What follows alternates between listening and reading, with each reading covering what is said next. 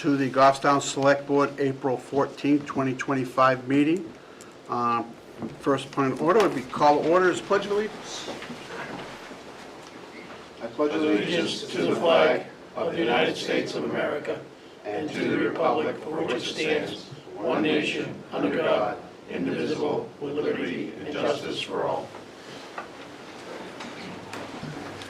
So first up is the acceptance and corrections if needed of the minutes from 3/24/25.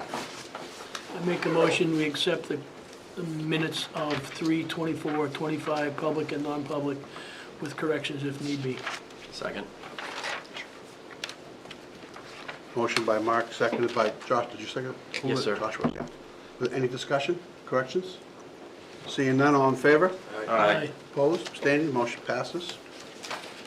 We have a couple of proclamations tonight. First of all, I want to just make a quick note that road postings for the town have been lifted as of today, so the roads are free to be traveled again. We have a proclamation is from the town of Goffstown, and it says, whereas the Goffstown Community Garden Club is sponsoring a campaign to keep Goffstown beautiful during the week of April 20th to the 26th, 2025, the Goffstown Community Garden Club is encouraging businesses, organizations, and homeowners to pick up, clean up, and spruce up streets, lawns, parks, corners, roadways, etc., as well as around private homes throughout the community. And we, the Select Board of the Town of Goffstown, County of Hillsborough, State of New Hampshire, by the virtue of the authority vested in us, do hereby proclaim April 20th to the 26th, 2025 as being designated as Keep Goffstown Beautiful Week throughout the town of Goffstown, New Hampshire, and urge all citizenry of the town of Goffstown to participate in efforts to pick up, clean up, spruce up all the areas of the community throughout that period. We also urge all townspeople to recycle the newspapers, magazines, mixed paper, plastic, aluminum, and steel, tin cans, bottles, and corrugated cardboard by utilizing the Goffstown Curbside Recycling Program or visiting the Goffstown Transfer Station located at 404 Elm Street. Given under our hands and seals this 14th day of April in the year of our Lord, 2025, and it's signed by all the board. We have another one. Whereas April 20th to the 26th is National Volunteer Week, which provides an opportunity to recognize and celebrate the efforts of the volunteers across the country, recognizing the power of volunteerism and addressing local needs, promoting civic involvement, and fostering a sense of belonging and connection within our diverse community. And whereas Goffstown community volunteers make a significant contribution to our town government departments, schools, churches, youth sports teams, and many other benevolent and service organizations. And whereas the quality of Goffstown civic activities, recreational opportunities, community life, with the generous donation of time, talent, commitment made by such volunteers and leaders. And whereas the day in and day out, it is clear to see that all these volunteers' efforts make Goffstown a caring and vibrant community. And whereas the town of Goffstown recognizes the value and services of volunteers rendered, now therefore be it resolved that we, the Select Board of the town of Goffstown, County of Hillsborough, State of New Hampshire, by the virtue of the authority vested in us, do hereby proclaim week of April 20th to the 26th, 2025 as National Volunteer Week throughout the town of Goffstown, New Hampshire, and we urge all citizenry of the town to recognize that week as such. And there again, given under our hand and sealed, 14th day of April, April 25, and that's also will be signed by the Select Board. We have one more. Whereas the second week of April has been designated as National Public Safety Telecommunicators Week by the Senate and House of Representatives of the United States of America in honor of men and women whose diligence and professionalism keep our communities safe, and whereas emergencies can occur require prompt attention from the Fire Department and Emergency Medical Services, protect the life and preserve property. And whereas public safety telecommunicators are often the first and most critical contact our citizens have with emergency services and information they gather and relay is vital to the timely and effective response of our public safety personnel. And whereas the safety of our police officers, firefighters, emergency medical responders depends greatly on the accuracy and attentiveness of our public safety telecommunicators. And whereas public safety telecommunicators serve as the essential link between our community members in distress and help they need, calmly and professionally providing life-saving guidance and support under pressure. And whereas the dedicated professionals of the Goffstown Police Department Communications Center perform this work with compassion, integrity, and unwavering dedication, often without recognition, contributing every day to the safety and well-being of our community. Now, therefore, we, the Select Board, Town of Goffstown, County of Hillsborough, State of New Hampshire, do hereby proclaim the week of April 13th through April 19th, 2025 as Public Safety Telecommunicators Week in the Town of Goffstown, New Hampshire, and urge all citizens to join us in honoring, thanking these dedicated professionals for their invaluable service. Given under our hands and sealed this 14th day of April, the year of our Lord, 2025. Again, that will be signed by the Select Board. There. Is there anybody here for public comment? Seeing none, we're fortunate enough to have Senator Keith Murphy with us tonight. He has an appointment. Senator? Thank you, Mr. Chairman. Appreciate the opportunity to speak to you. When I was campaigning last year, my second term in the Senate, what I heard repeatedly when I went door to door was the housing prices are way too high, out of control. I also heard a lot about taxes, and I'm sure you've all heard the same conversation. And this issue was near and dear to my heart because in a prior career I was a town planner. I have a master's in city planning, and I've got a minor in economics. And so these seemed like maybe something I could do something about. I could make a difference. And I did a lot of research.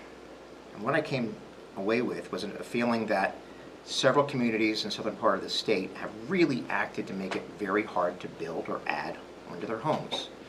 And obviously, when you restrict supply and you have high demand, the result is always going to be higher prices. And that's exactly what we've seen. Now, I want to be clear that I've looked at all the communities in New Hampshire, and Goffstown actually is one of the best in terms of dealing with the housing supply. There was a lot of bills filed in the legislature this year. I personally filed about a dozen, but mine are only a small sliver of what's coming through the House and the Senate right now. And I'm here to answer any questions you may have if you've heard about any bills. But from what I've seen, very little of these bills, very few of these bills will have an impact on Goffstown in particular. Of all the communities around the Manchester area, Goffstown is probably the best, with the possible exception of Merrimack, believe it or not, in dealing with the housing issue.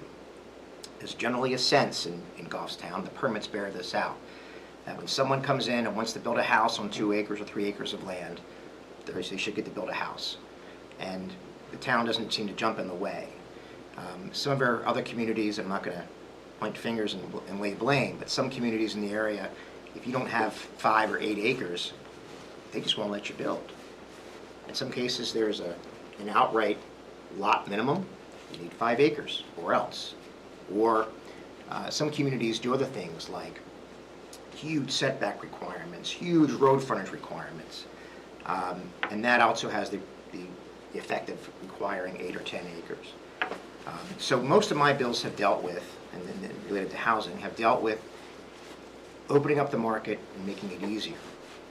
Now, I've heard some people, and not so much out of Goffstown, but other communities, have been concerned about the attack on local control, as they phrase it. I have a lot of respect for local control.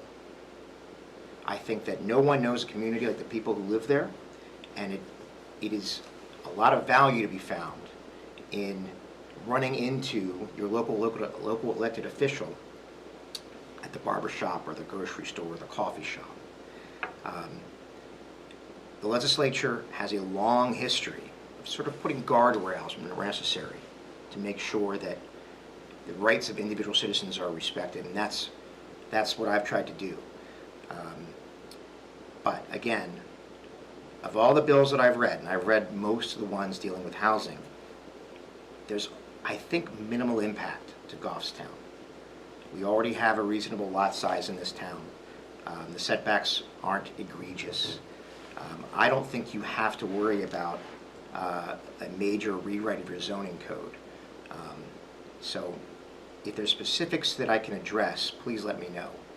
If there's concerns I should hear about, please let me know. This was the #1 issue brought to my attention when I went door to door, and it's been the #1 issue in every single poll done for the last 2 years. And the reason for that is that the housing prices have doubled just in the last, let me rephrase, the housing prices have increased at twice the rate of inflation for the last 25 years. The median price for a house in this state in 1998 was $140,000. We're now at $540,000. And I've got kids, I'm sure most people here have children. It's important to me that they have a place to live when the time comes for them to do that. And it's also important for me that I don't get taxed out of my house, and you folks don't get taxed out of your houses. One of the concerns that I do hear about a bit is, well, if we build all these new houses, what about the tax burden?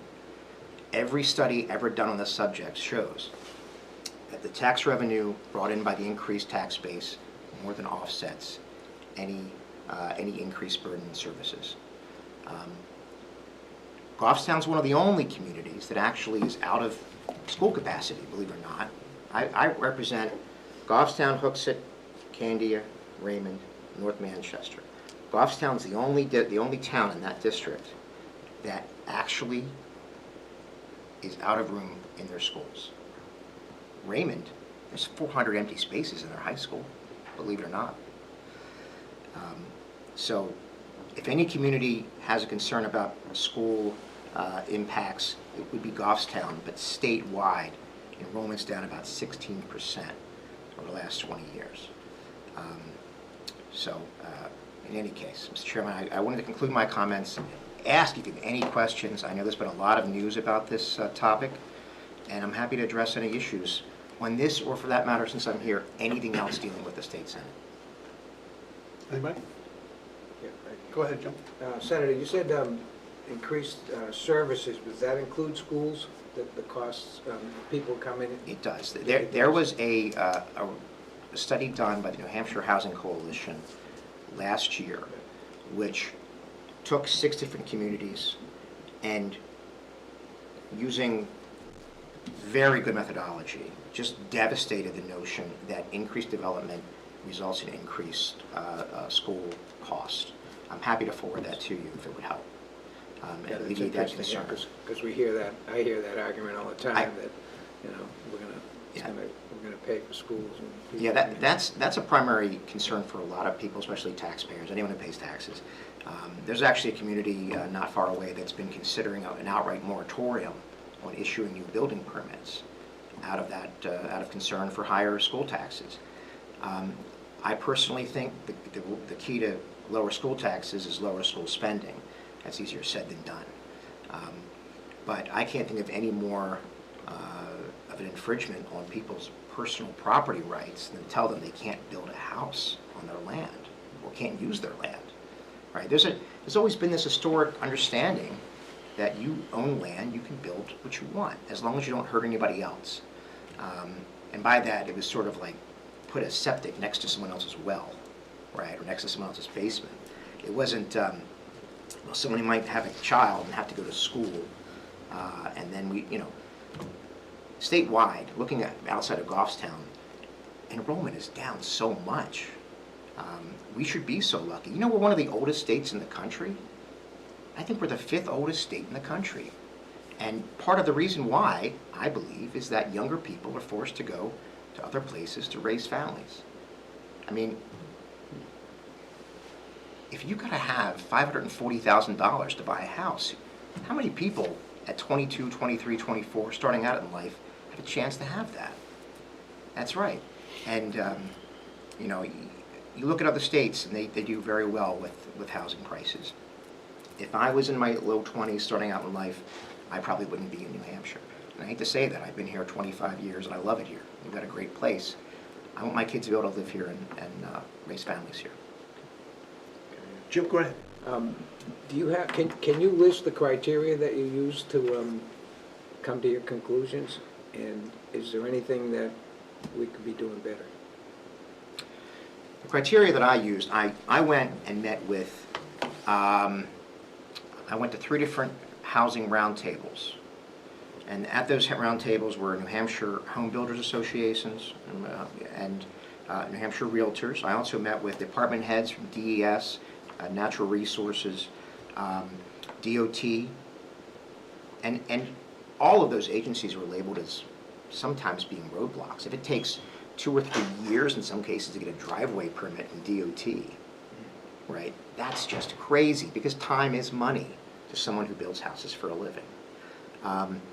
But it wasn't a great leap for me to make to say, if you can only put 1 house on 5 acres, what kind of house are you going to build in 5 acres? It's not going to be a starter home, right? It's going to be a 3,000, 4,000, 5,000 square feet, 5-bedroom, 3.5 bath. It's going to go for $1.5 million. So you think it's a zoning issue I primarily? think zoning is a major cause. There's other causes, and so I don't lay all the blame at the feet of zoning. The rising cost of materials is a huge one. The impact the cost of building a house in this state. The shortage of qualified labor is another huge problem, and one I'm also working on addressing. The average age of an electrician in New Hampshire is 55 years old. So think about what that does in terms of to the cost of getting an electrician out to your house to wire it up and do all the Does that fit include up. apprentices? One of the things we did last term was we doubled the number of apprentices openings. We had a state law that said that each electrician could have 1 apprentice. Now, I don't know about you, but I think 1 master electrician can probably watch 2 guys wire up some electrical outlets, not just 1. So that's one of the things we did was we went from 1 to 2. One of the bills that I have for next term is to open up internship opportunities for younger people to get them into the trades. You know, people have this huge opportunity right now to get into the trades and be making 6 figures just a few years out of high school. And I think that younger people really should take a hard look at that opportunity. When I was going through high school and college, the idea was everyone should go to college. Everybody should go to college. To the point that, okay, we all went to college. Again, I've got a master's degree. I run a restaurant. You know, nothing against college. Some people really have dreams and hopes and aspirations that require college. I'm not knocking college, but it's not for every kid. So I'm not sure if I answered your question, Mr. Craig. If I Just the other one, is there anything that off the top of your head that we could be doing better? You've got a very welcoming zoning ordinance, which is why when I went through, and I took a half an hour and I went through the high points, it looks like these bills don't really affect Goffstown at all. The big one is a 2-acre minimum lot size in at least half your town. You already have that, and you have that with room to spare. You don't have Florida area ratios. Your setback requirements are very reasonable. Road frontage requirements are reasonable. So I don't think that most of these bills are going to affect you. Just keep stamping yes. Just keep allowing people to build. Thank you. Thanks. Joshua? Yeah, thank you. Just to extend on what Jim was saying here. You mentioned the people that you met with, but I'm not sure I quite understood. What was the criteria that led you to believe that one town was better than another? Was it like a qualitative or a quantitative approach? A little bit of both. Okay. Okay, I have a report that I could produce that for you, that lists every town in this state and how many housing units they've allowed to be built in the last 4 years. Some towns have negative numbers, which means they actually demolished more housing units than they allowed to be built. Now, part of that might be a lack of demand. You know, if you're looking at Dummer, New Hampshire, for example, There's a reason why they don't have a lot of positive numbers up there, but how many people want to live in Dummer, New Hampshire? But even in this area, Goffstown routinely approves 4 to 5 times more building permits than Dunbarton. So we can take a quantitative approach and look at how much a town has allowed growth by percentages in this region, and there are stark differences.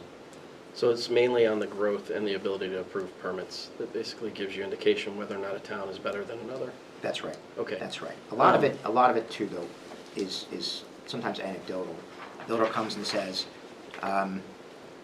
I applied for a building permit and it's been 6 months and I keep going back and revisions just keep coming, every time I go in, they wanted something else. So that's sort of anecdotal. Yeah, I think that makes sense. I mean, having sat on the planning board now for 2 times, I mean, there's a lot going on there, and along with the zoning board too. You mentioned that typically when more housing is provided, it does not impact the costs to the taxpayers due to services. Though you did admit that Goffstown is at a point where its school is at capacity.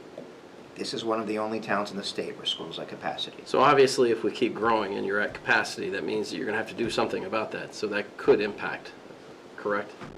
I went to your school board meeting 2 weeks ago, Yes. and I came away from that with an understanding, or at least the understanding was, Yeah. that the longer-term projections are for a decrease in enrollment. I think worldwide population is basically on the trend of down. But Oh, worldwide, it certainly is. Yeah.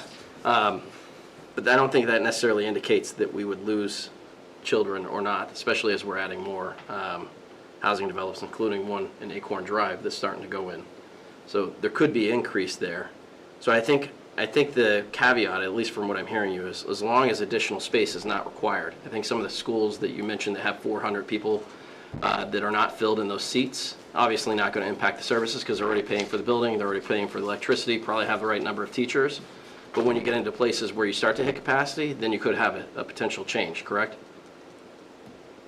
Theoretically, yes. If the school was at capacity and we put another housing development with 300 houses or something, that could trigger this is a need for more classroom space or more teachers. Yeah. Can you explain, because the one thing I don't understand, if we're probably better than everyone else, but our housing prices keep increasing, and you think that we've basically been on top of it, is what it sounded like. Why do you think ours are still going up, in your mind? Because other communities around you aren't on top of it. Okay. The town immediately north of us, where we're sitting right now, is one of the worst offenders. Okay. So, Goffstown doesn't operate in a vacuum. We are, to a degree, the prices here are going to be affected by those around us. Supply and demand, right? It's all supply and demand. Yeah. Okay. I have some more questions, but I want to ask. Well, anybody else? I've got a couple, and it's to do with current legislation. One would be allowing a developer to hire a private organization to do inspections. And what's the advantage of that? The advantage is that in some communities, the building inspector or the person who reviews the plans isn't able to get back to people right away. Maybe it's a part-time position. Maybe it's, I can come out there between 12 and 2 next Tuesday and look at your work. And the opportunity to hire a private engineer, a private architect, a private party building inspector to come out, stamp the work as certified, and bring that in and continue with work, that has value. Time is money to anybody in this business, or for that matter, any business. And any day that a builder has to wait before breaking ground, getting started, putting people to work, that's money. And the money is passed on to the end consumer. Any cost that's incurred by a person who builds houses for a living or renovates them, that money is paid for by the end consumer. So anything we can do to get out of the way. And let me be clear, this is already common practice in many towns. I mean, I built a restaurant in Bedford a few years ago, and I had to hire a certified third party to come out and check several aspects of that project. But there's the case where you are taking local control away by making it something at the state level. You've taken that inspection process away from the town of Goffstown or Bedford or whatever town by making that ruling at the state. So you're taking our control. Another one was if a property is zoned industrial commercial, they could also be allowed to put housing in there. Now you take a town like Goffstown, we have very, very little commercial and industrial property. And if that property is then by the state says, well, you can put whatever you want on that property, well, then you're taking that commercial development away from us. There again, another state control, taking control from our town and taking it to the state. Let me Go ahead. clarify one thing here, and that is that the bill that's in front of the Commerce Committee right now, Senate Commerce, it's very clear that it is not industrial space. It's retail, office, commercial. Retail, office, commercial has not recovered, and it probably isn't going to be recovering anytime soon, if ever. Coming out of COVID, a lot of people didn't go back to work. The bottom has completely fallen out of the commercial office space market, and when you have someone who owns that building and they're just sitting on it and they're paying the property taxes on it, they're supposed to hope that somebody one day wants to come in and open up an office in this space. It's just not feasible, and it costs so much less to take that empty building and make it into housing. They've already got the shell, they've already got septic, or they've got public water in some cases, or public sewer. It's already sitting there waiting to go. Why wouldn't we want that? And look, there are many, many, many, many times, not related to zoning, that the state legislature steps in local control. And that's just the nature of the way that the state is set up. It's a dual enroll state. You know, your terms, your titles, when you have your election, that's all dictated by the state legislature. How you run your schools is dictated by the state legislature. And in most cases, I'm perfectly happy to never have anything to do with that. But if a town is acting in a way that is bad for individual citizens, or for the state as a whole, the legislature always steps in. And I don't think this is any different. Your point earlier was that Goffstown's doing a pretty good job. It is. Now you want to change the way we're doing our business by making rules up at the state. That's my point, and I think that's what I need to get out. I respect your opinion. You know, you've got a thriving commercial district, like small-scale retail district right here in downtown Goffstown. I really don't foresee any big change here. You had a vacant building by the falls there, and you put a nice little apartment complex in there, apartment building. I think that's the kind of thing we'd like to see more of. But I really don't see that as having any sort of impact. No one's going to take the trolley, or your barber shop down the street that I go to and turn that into an apartment building. Well, we said that about a restaurant up the street, and then it turned into an apartment building. Go ahead, Josh. No, I mean, that was a great example, but that also took a long time, because I remember when you and I, Peter, were actually talking about that. So, I mean, that wasn't something that happened overnight either. I think if you get to the point that Peter's making is like, people may move in opposite directions and basically take away from the culture and the feel of the town in that process too. Well, this is my response. The parts of this state that we love the most, that you think small town New Hampshire, and Goffstown's downtown is part of that, right? That all happened before we had any of this stuff.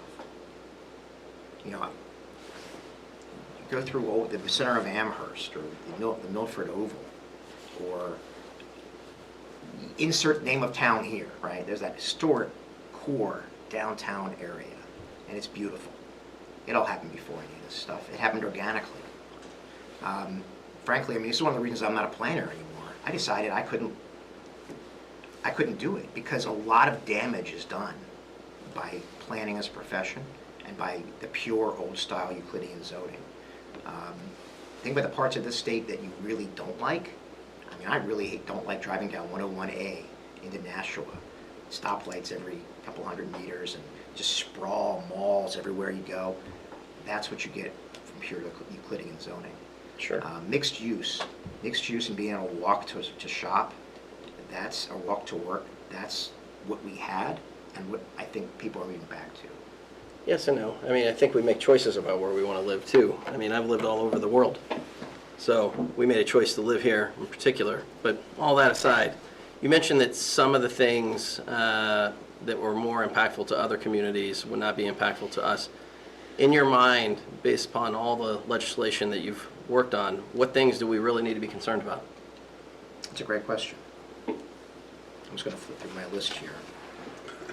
Because I've got, Good. this is all housing stuff.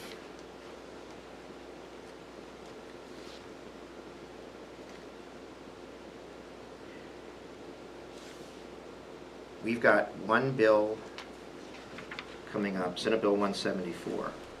And I'm going to give this as an example. And it's my bill, so you can blame me if you don't like it. Okay. We may. You may. You know, the next hearing, next meeting, I'll make it a point to watch, and you can. Senator Murphy there. All right. So Senate Bill 174 basically says planning boards should not consider the number of bedrooms when debating whether to approve a planning a site subdivision or not. One of the things that I saw repeatedly when I was a planner was that builder would come in and say, I want to build an apartment complex, or I want to build a building, I want to build a subdivision. And the planning board would say, oh, look at those 3-bedroom units. We don't want any 3-bedroom units.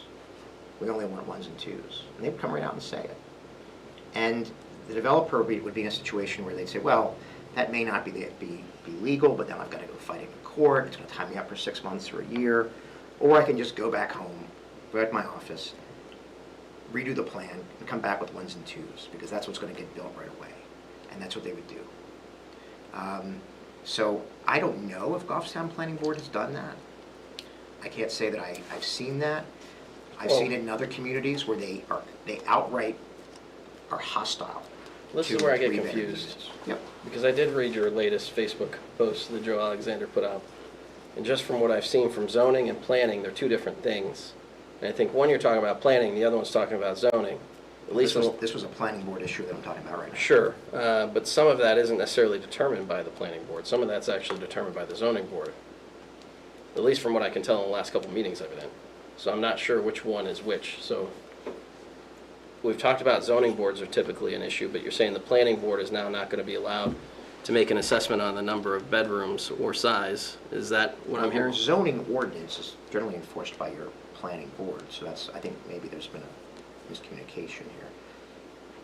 Well- A zoning board deals with appeals, generally. Not all the time, not what I saw the other day, right? Well, there's more than just the issue of a number of bedrooms, Yeah, especially in a community that doesn't have a lot of sewer, they use a lot of septic systems. correct. So a number of bedrooms could affect the size of your septic system, and so there's also a bill in there that allowing septic systems to go into green space. And so, I mean, there's a lot of little bills that are going through. So, but to say that you can't restrict the bedrooms, but then how do you look at the sewer system, or how do you look at the septic system? I can address that last part, because Okay. the bill is being amended specifically to allow planning boards to consider bedrooms when it comes to septic and wastewater. So that didn't get by anybody, that is Good, okay. that is going to happen, That makes more sense. yeah. So, Jim, you had a question?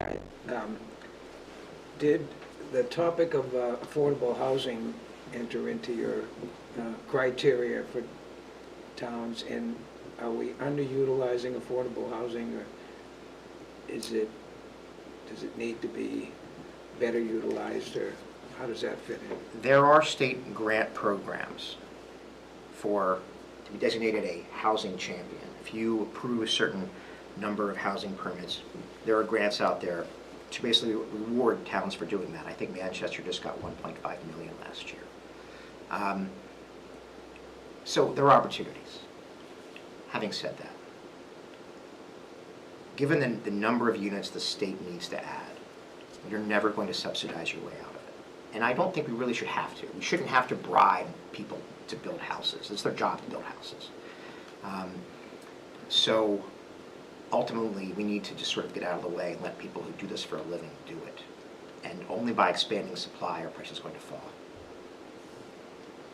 We had a development like that in town, and they went belly up, and we had to get somebody to come in and bail them out. Now, in any Because- profession, you're going to have, I understand that, but the pricing, the prices that are out there for, whether it was, I think that time it was lumber, and then it was electrical supplies, it was always something. And then they priced that developer out, and that was something that we got somebody else to come, or the state got somebody else to come in and take over, and that was an affordable housing building. when you act to cap the revenue that a builder can get, or developer can get, now you've really kind of put a ceiling on. Well, isn't that what affordable housing is? Isn't that putting a cap on it? Depends how it's engineered, but usually yes. Yes. And at the end of the day, the project has to pencil out, right? And there's always going to be a cost overrun. I And get it. anything that gets built, there's going to be a cost overrun. Sure. Jim, And did you have something else? I'm sorry. No, I'm sorry, that's, Okay. I've taken Josh, up you enough want- time. I apologize, I interrupted you. Were there other ones that you think that are also going to impact us? Your ADUs seem like they already allow with the ADU build. So,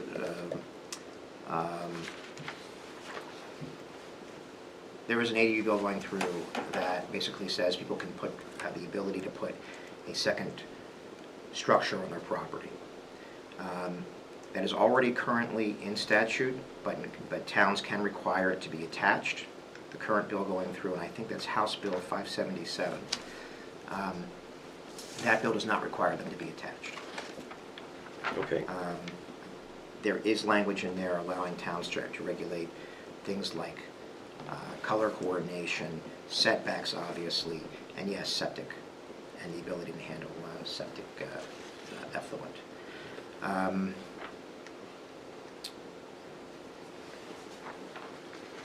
How's your Class 6 roads? Do you have any Class 6 roads? We do. Okay. So there's one bill in there that would say that if a homeowner, I'm not sure what your town's policy is on building on Class 6 roads. Some towns welcome it, some towns will never allow it. So it's on a case-by-case basis. We have specific challenges because our Class 6 roads are on the mountains or down in the floodplains and the rivers. So I think the legislation that's proposed could be problematic for the town. Okay. So the bill that's currently in front of the House essentially says that a landowner who owns land adjacent to a Class 6 road can build with two conditions. One, the house must be insurable, and two, they've got to basically sign an acknowledgement that's recorded at the Office of the Register of Deeds that acknowledges they should not expect any services.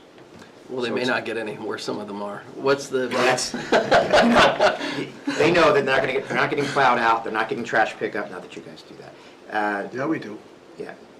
You do trash Yeah, we pickup? do. No, not on Class 6 Not roads. on No, Class not 6 Class road, but 6. we So do Class they're not getting pickup. that. They're not getting, the house catches on fire and they've got 3 feet of snow on the road. Fire's not coming. Yeah, and so just for the board, you have approved permits and we do a municipal waiver of liability that talks about that, but it is, right now, it's treated as a case-by-case basis Yeah. when people come in to request it. Yeah, what bill was that, sir? That one is House Bill 281. I'm sorry, Okay. Senate Bill 281. Senate Bill 281. Okay.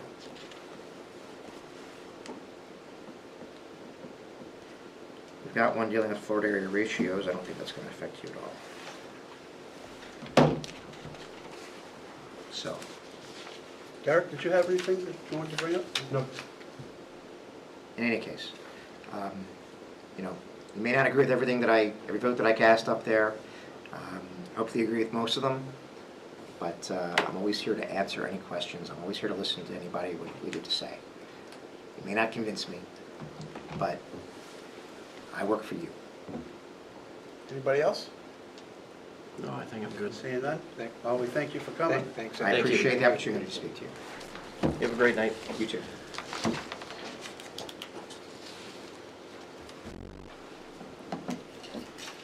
Adam, you're up next.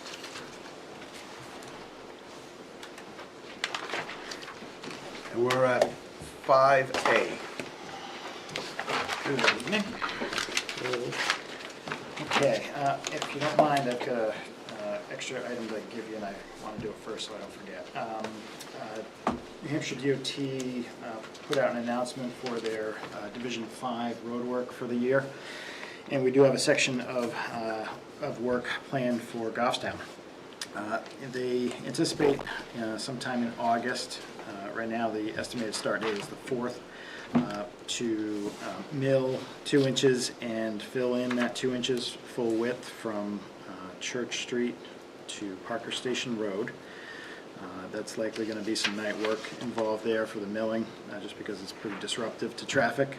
And then from Parker Station to just past Gould Road in Ware, so 3.5 miles or so, they're planning a thin 3/4 inch shim for that stretch. So basically from the urban compact line here in town at Church Street by West Lawn Cemetery all the way to 3.5 miles up into Ware.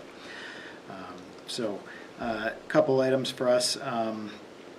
We'll obviously share more information as we get it from Pike. It's pretty far down, so their schedule is just a wish at this point.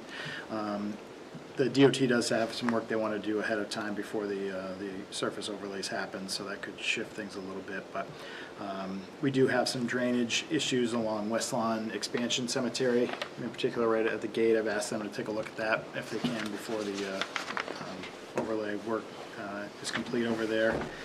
And we did give them the events that may be impacting traffic substantially, in particular the Rotary Car Show in early June, right in the work area, and then the Pumpkin Regatta, of course, in October. So they're aware of both those. Their planned work would be in the middle of all that, or between those two events, I should say. So that's all road work, Adam? Yes. Can we hold that until we get to the road section and focus on? No, that's a this state project. is It this has is nothing not to do with us. this is not road related. So I just wanted to get it out there since it's not on the agenda. But I had an update for you. It's more of an announcement. But it's not stuff that we're dealing with? Nope. Okay. It all belongs to the state. All right, perfect. All right, so, that out of the way. Agenda, 6.1, I've got, as you know, we posted for bids for guardrail a few weeks ago. Bids were opened on the 9th. In your packet, you've got the full bid submissions. We only had 2 bidders for this round. Low bidder was Prestige Fence, Londonderry. So we're recommending award to the low bidder. The biggest thing of note for this is because the prices for guardrail are so dependent on steel that both one did not bid, CWS Fence and Guardrail, who we've actually used recently, most recently, refused to bid for a second, third year. The Prestige Fence put in bid numbers, but said if there's any drastic shifts in those prices, they may have to renegotiate or go on a case-by-case basis after the first year. So That was my question, and that are we held to a contract if the prices go up? we are not, so. Could we go out to bid in a year if the Exactly. prices are Yeah, outrageous? I think if we see a bigger market shift than we already have, we'd probably come back with a recommendation to go back out to bid, especially if they say, well, we can't, if we're gonna honor within 50 cents or $1, maybe I'll come back to you and just request to extend that, but if it's gonna be, hey, another 10% increase or something like that, it makes sense to go back out to bid just for a single. So we're not gonna be locked into 2 or 3 if there's a huge price increase? No, Okay. we'll have the town option, we'll always be there to. Is there a notice period at that point in time, Adam? or- So we haven't, because we haven't awarded, we haven't signed any contract docs, but normally we build in town has the ability to cancel at our discretion. But we require some sort of notice from them if they're going to back out from us. With guardrail, it's kind of funky. We only really do a couple of these a year. Knock on wood, 0 is the perfect number of guardrail to have to repair in a year. We had a budget issue, because the only budget is only for a year, so I mean, if something happens, we can, Yeah. So if we did get into the case where we wanted to add, for some reason, a large stretch of guardrail, that's it's a capital project because it's going to be a big chunk of change. So. Okay. Any more questions on that? Motion?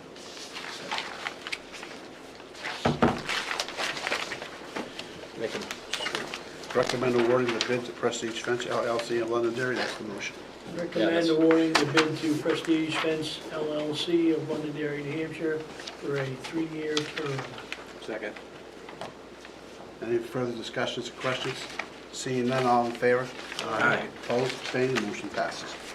Okay, thank you.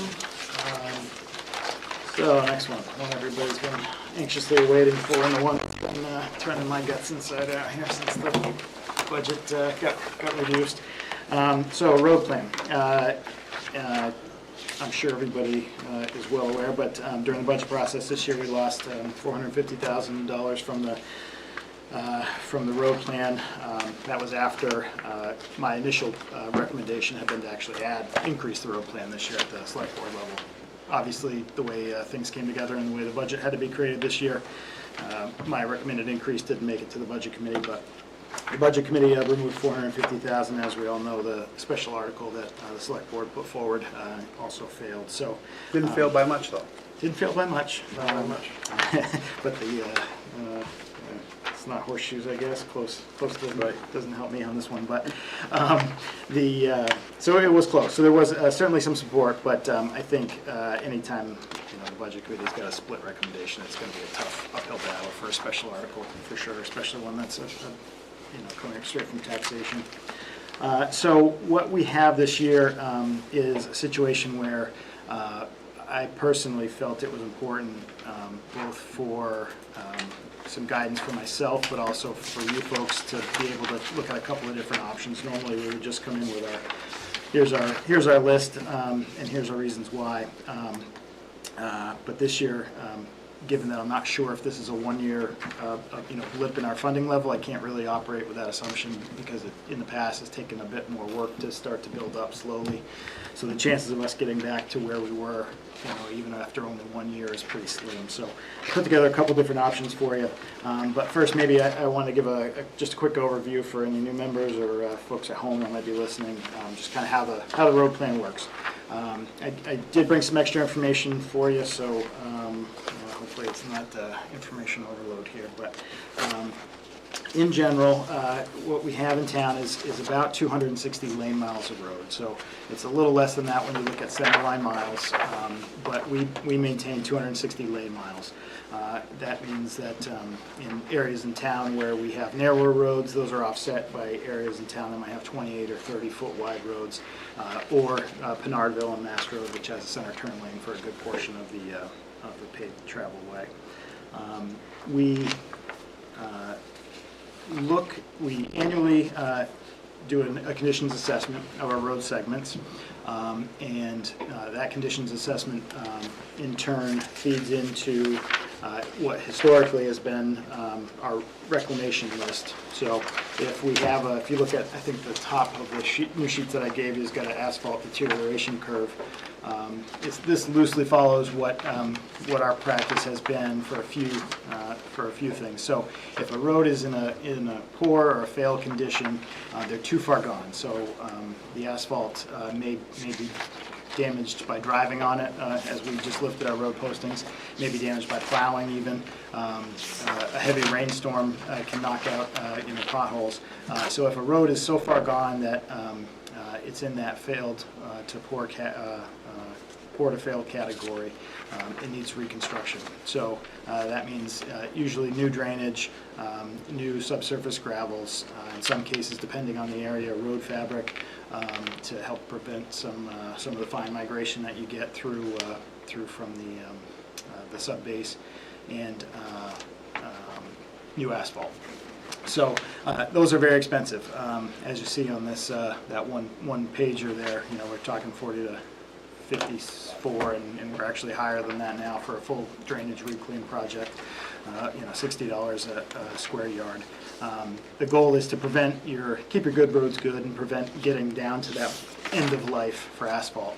The term that Federal Highway throws around is perpetual pavement. So what you're looking for is if you've properly constructed a road and it has proper drainage and it's high and dry, you should be able to maintain that pavement through a various number of techniques, but never have to fully rebuild that road again as long as you properly maintain it. The goal is to spend as little money in the long run as you can. So you do that by maintaining your good roads, as I mentioned. Traditionally, we've used hot mix asphalt overlays, so more if you look on that corrective maintenance. So in that 10 to 15 year window, we've tried to keep our main roads on a 10-year cycle because they get that much more traffic and they do deteriorate faster. Neighborhood streets, where we target 15 years, but as you'll see in a second, we're well beyond that in some cases. So our primary goal has been to, if a road's been rebuilt since the road plan came about in about 2002, 2003, we try to maintain that asset. We've already put a lot of time and effort and cost, especially because they were failed at the time. We want to maintain that and try to keep those roads from ever falling back into that condition again. The other subset of roads are those that have never been reclaimed or that have gone too long already and fallen apart for one reason or another. Maybe it was poor drainage installation or no drainage was done, but the road was reclaimed and paved. So those we chip away at, but the problem with that is when they cost 2 or 3 times, 4 times more per square yard to rebuild as they do to maintain, we obviously get a lot less done. So what you've got in your packet from the additional things that I gave you tonight, I've got one sheet with a little bit of yellow on the front, one of the larger sheets. That is a list of any main or collector road that's been part of the road plan since its conception, when Carl started it back in 2002, 2003. The yellow are any streets that have been reclaimed and are now overdue, quote unquote, for their 10-year resurfacing. So that's to keep that, good road, good corrective maintenance there halfway down the curve of life. So we've done a pretty good job with mains. We've kept up. There's only a handful left. If you look at some of our, or if you saw some of the options I present tonight, we address a few of these roads that are in this yellow category. And they jump around a little bit. Some of that depends on actual conditions of the road. So we might have had a road rebuilt in 2006 that got a maintenance overlay in 2020, for example. The actual conditions in 2020 or 2019 when it was assessed were worse for some reason than one of the newer roads. So there is a little bit of jumping around, but in general we try to proceed down this, and usually the age of the road itself is a pretty good indicator of whether it's due for that corrective maintenance. There are a few outliers, of course. So you've got that, and then the next page you've got, with a lot of yellow on it, is our neighborhood streets. Same thing. Anything that's been reclaimed and or rebuilt since 2003. 2002, sorry, was usually the beginning of the actual work. The top coat was done in 2003, so that's sort of the baseline date there. But as you can see on the neighborhood side of the house, we've done very little of the maintenance perspective on those streets. Some of that's by design. As I mentioned, we target 15 years rather than 10.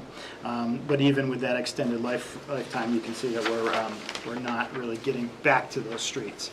A lot of that's political, of course, because the loudest, squeakiest wheels are those who have a failed road, and that's the next list I'll show you. But it's hard to tell a person that lives on a street that they don't pass the cup of coffee test where the coffee spills on their lap before they even get out of their driveway, versus a neighborhood street that was done maybe 10, 12, 15 years ago, and why are they getting redone again? So we do have a pretty significant backlog on the neighborhood side of the house. The next section that I've got for you are our current pavement inspection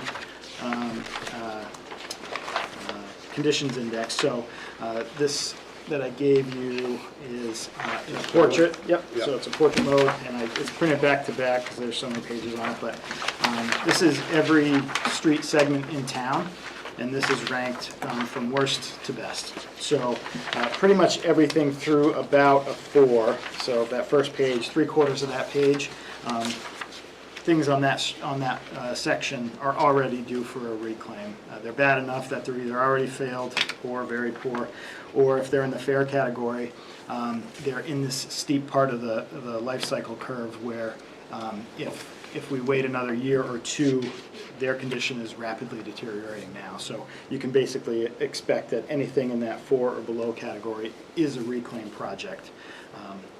The other option would be a Band-Aid shim where we just throw good money after bad by putting asphalt on it to, you know, make the traveled way passable safely. We try on the shim where we know we have to reclaim a road, but we just don't have either the time, the money, or the ability for one reason or another. Maybe there's a bridge involved, maybe there's a bigger culvert or other things that might be going on a road. If we're going to do a short-term shim over the entire roadway, we've tried to limit that to main roads that see a lot of traffic. So a couple instances would be Norman Road, was not too long ago. A Band-Aid shim was done end-to-end. Roby Road, about 10 years ago, received a shim because it was almost impassable in some sections, and getting there again. But in general, you can assume that those roads are all reclaimed. So now you've kind of got a sense of our preservation end, keep our good roads good, kind of how we're approaching, how we stand, and how a backlog we have, but also how many reclaims we have ahead of us, and depending on how future budgeting goes, how fast we can reasonably expect to get through this list of reclaims. The good news about a failed road is it doesn't get any worse than failed. The bad news is, you've got to listen to the people that live on that road, or you go drive it, and it's the worst feeling in the world to know that this is part of what we're all supposed to be managing or proud of here. But the bad news is we create more failed roads every day if we don't maintain them. So that is sort of a general overview of where we come at. So now I'll move on to the options that I presented for you, and I can kind of talk through how we came about, what's on it each. In general, before I get into listing the streets itself or the options, there's many different ways to approach kind of asset management when it comes to pavements. One that I feel is the most intuitive is the remaining service life model. So if we, as I mentioned, we have 260 lane miles of road in town. If we spend absolutely no money on road funds in 1 year, all 260 miles ages 1 year. So every road in town just got 1 year older. So we've lost 260 miles of life in our network-wide number. The goal at some point is to get to where we are injecting enough life back into the network so we're close to or net zero or positive, where our roads are getting in a better condition over time as a whole, rather than just reclaiming a handful of streets but doing nothing else. Now you've improved the condition of those streets significantly, but the overall network hasn't seen enough life injected back into it to offset that 260 miles worth of age that you just received that year. So if we don't do anything every single year, our whole network loses 260 lane mile years of life. If you look at the option number one, you can kind of see how this plays out. So option number one on the packet is a worst first approach. This would be maintaining everything that we originally had hoped to accomplish for reclaim this year with the proposed budget, and doing that first. As you can see with the reclaim, obviously it's fairly expensive. We get to the point where we don't have a lot of funds left. So the priority after the reclaimed streets, namely Laurel, Heald, Ivy, and Wall, is Mast Road. Now, to speak to the reclaims first, if you look back at your neighborhood streets packet, the one with all the yellow on the front,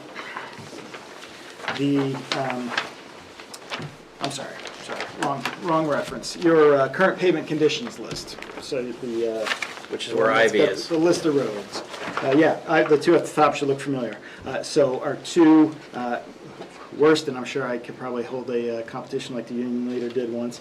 The by inspection criteria, the two worst roads in town are Ivy Street and Wall Street. These are the last two, along with Laurel, which is down in the next category. So it's a 2. If you drive them, you might not be able to tell much of a difference. Once you start getting into that failed or very poor, it's shades of terrible. But Laurel, Ivy, and Wall are the last sections, along with a tiny little piece of Heald that kind of connects to all those. They're contiguous. They're all right next to each other.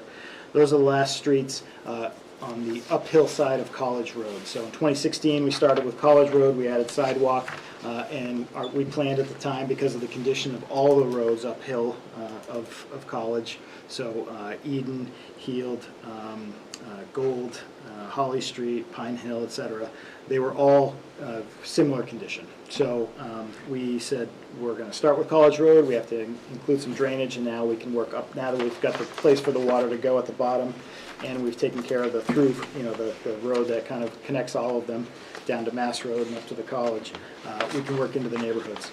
So Laurel, Heald, Ivy, and Wall represent the last corner of everything above College Road. Everything else has been reclaimed, new drainage, new curbing, new pavement. So it just so happens that, of course, they're still near the top, because those streets didn't get any better since we started this plan almost 10 years ago now, before we got into the neighborhood. Let's see. So on option 1, we would fully reclaim the remaining section of Heald. We started at the very bottom. When we did College, we worked up one drainage structure, so the very beginning of Laurel Street is okay, but everything above that is terrible. So with this plan, we would complete Laurel Street in full, all of Ivy and Wall, and then the little piece of Heald that's left would be completed. If our recent costs of reclaim, which have gone up significantly over the last few years, so if that all holds, we would have enough to do to continue on with Mass Road from where we left off last year at Laurier Street, and continue through Plummer, roughly about where the fire station is on Mass Road. Just real quick, go back to, now Heald Street, is it from Holly to Warren, has that already been done? Yes. Yep. Yes. Yeah, we had to. So you're just finishing off Heald Exactly. over to St. A's? To St. A's, yep. And the reason why well, a couple of reasons. We don't want to leave off that little stub of Heald. It is pretty small, but there is drainage to improve, to drain Heald Street down Ivy and Wall, down Ivy, I should say, not Wall. And then eventually that water that comes down that neighborhood outlets on Laurel Street, which comes up in a second when we get to option number 2. But we would have enough money remaining to do a 1-inch main road mill and inlay, which is a largely preventative treatment, but Mass Road is starting to show its age, and for a whole host of reasons, traffic counts alone, that's one of our busiest streets, obviously, 13,000 cars a day. Is that where you just went in and did the patchwork? We've got patchwork in a couple sections. The major patchwork that we had done is, if you jump over, it's the Daniels Park to Daniel Plummer section. That one is slightly lower on priority list as far as the Mass Road sections go. Because of the condition of the street itself is a little bit better now, due to largely the patchwork, but also the sidewalk. A lot of the tip downs and curbing was done a few years ago. So the section from Laurier to Plummer has a significant number of ADA tip downs that need to be installed, curbing that needs to be either replaced because it's broken, or reset where we can.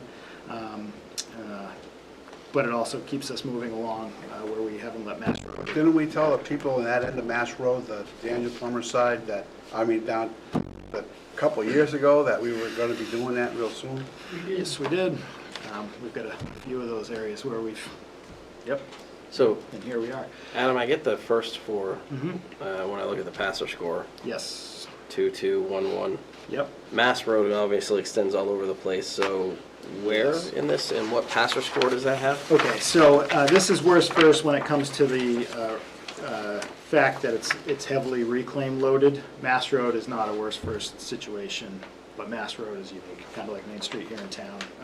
If we let Mass Road get to a worst first before we touch it, I'll probably get strung up and pulled out of town. Because I get that, but what is its rating, I guess what I'm... So if you look on, let's see.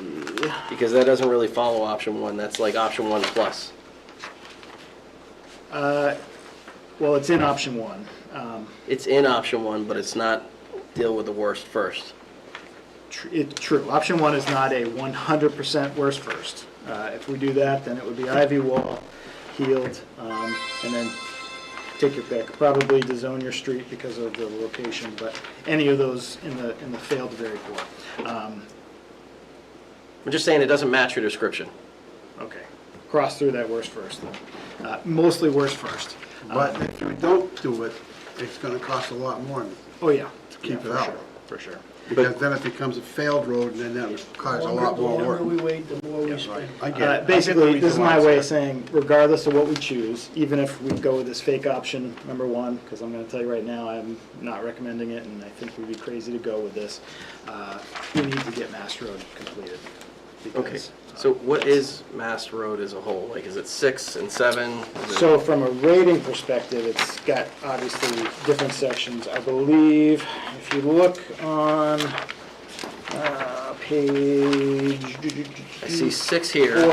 Page 4 of 8, if you look at about 3/4 of the way down, you'll see a cluster of Mass Road. So it's hanging in there at a 7 as of last rating.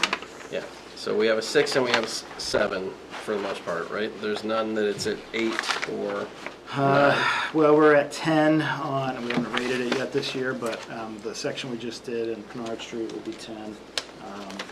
Yeah, but in general, it's kind of hanging in there all around 6 and 7. Okay. And maybe I should take a step back. The way we rate our roads and the way we break up our roads is from usually intersection to intersection, just because of the way AGIS works, and B, it's a convenient way for us to refer to it, and also for paving cutoffs where joints make the most sense, that sort of thing. Okay. So can I just ask a question on the same thing he was kind of asking? Now, Mass Road, Daniel Plummer, Mass Road, Moose Club to Daniel Plummer, right, you got a 7 as a good. I'm sorry, yeah. So, but didn't that where you just did all the grinding and stuff in there? We had the skid steer in there grinding the Yeah, road, they doing did the a lot. patching and They did stuff? a Yeah, lot of yeah, grinding. so when we do So a how's mill it and- still become a 7 if you're patching it? So it's based on more of an average of the entire segment. If we mill and fill a patch repair, that does add some life back into the road because you're taking out the worst points of deterioration and hopefully preventing them from growing, which is usually the case on a main road. You'll start to get those stretches of delamination and it just grows and grows. I was under the impression you usually did that before you did an overcoat, Yes. overlay. Ideally, we'd be able to, our hope had been to get two different sections of Mass Road done this year, but primarily due to the width and the fact that when you touch anything with sidewalk adjacent, we're supposed to be upgrading to ADA standards and pedestrian safety type stuff. It's just so expensive that it starts to rule out every other thing you want to do. As you can see, I could only even get the one section if in the option where we try to complete the reclaim work as planned. Let's see. So if you look at the top section of the handout, we'll give you the roads, the from and to intersections, the planned treatment, square yardage, and then the total cost. As I mentioned to Selectman Douglas, the total cost for Mass Road includes some other items, primarily those pedestrian improvements that have to be made if we're gonna do the road. The bottom section of the handout kind of has a remaining service life tally. So, as I mentioned before, every year, without doing anything, we lose 260 lane mile years per year in our network. So this is the part where we talk about how much we're injecting back into the network. So for this particular option, if you look at the treatment type there on the left, so let's just go across the top row. So if we reclaim a street, in general, the expected life of a reclaimed street is you've added 25 years of service life. So if you do nothing else, you're going to be in that failed condition after about 25 years. In this option, we're able to reclaim, with our budget, 1.4 total miles. So you multiply 1.4 miles times 25 years of life you're injecting back in, and then convert it to lane miles, and that's 33.8 lane mile years of life we've injected back in. You can do the same with mill and inlay and thin lift, both of which add about 11 years of life. In this case, we only have mill and inlay, it's 1.7 miles worth, lane miles worth. So that math brings you another 18.9 lane mile years that you're adding in. So all said and done, just those two things for these 5 road segments adds 53 years of service life back in. The problem is we just said we age 260 years in 1 year. So we're net 207 lane mile years of life lost in this scenario. So that highlights why the worst first, or we'll call it worst first star in this case, why that's not a great way to go about things, because you're never going to catch up. If you do a worst first scenario, unless you fund it like crazy, which, you know, talking like tens of millions of dollars to get everything up, you're chasing the bottom. So everything's going down to that worst case scenario, and you're paying extra for every single road you do. So Adam, just crazy question. Even if we would have gotten the 450K, would we have still been in the negative? I mean, like, that's just the honest question. Yes. Yeah, most likely, unless we have a major shift in how we approach, you know, road life. And I'll talk about that a little bit when we get to option 3, because that factors into kind of, I think, how we have to start thinking. All right. For sure. Yes, we would be in a negative, no doubt. Just inflation alone has kind of outpaced us the last 4 or 5 years. I think during budget season I had a graph that showed kind of what we would have to have funded the road plan each year at to just keep up with that inflation number, that just road and highway inflation, and it's pretty rough how far behind we were versus 2008 dollars. Understood. That one. Okay, so if we roll over to option 2, this would be a hybrid approach. The only thing I left on here for reclaim would be Laurel Street. Even though Laurel Street is better, condition-wise, slightly, than Ivy and Wall, the problem is that, as I mentioned earlier, that Ivy Wall neighborhood and a small piece of Heald eventually flows down. We have an easement through some properties which back up between Ivy and Laurel Street, and the eventual outfall of that is on Laurel.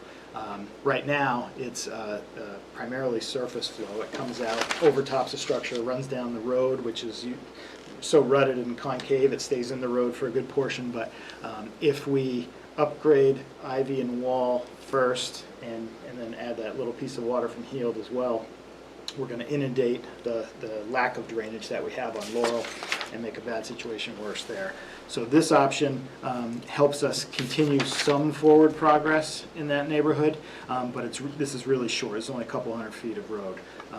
And this would be from just below Eden Street to number 41, which is where that crossover pipe from the Ivy neighborhood comes through the backyard. So this would be just a small section, but it would get a little bit more of Laurel done, and it would set us up well for hopefully next season if we're going to continue back into a reclaim on the Ivy Wall side, and then the rest of Laurel, of course, the upper half. Okay, so from there, this approach sticks to hot mix asphalt overlays. We tried to do a few things slightly different this year to stretch this maintenance budget a little bit farther. So the roads that you'll see here are largely on the sheet with a little less, the main and collector sheet that I gave you. So these roads line up with taking care of a few of our overdue streets that have been previously reclaimed in the past. So this still falls under the Keep Your Good Roads Good category. Aside from a small section of Mountain Road, the service life, the condition index of these roads is in the 5, 6, 7 range.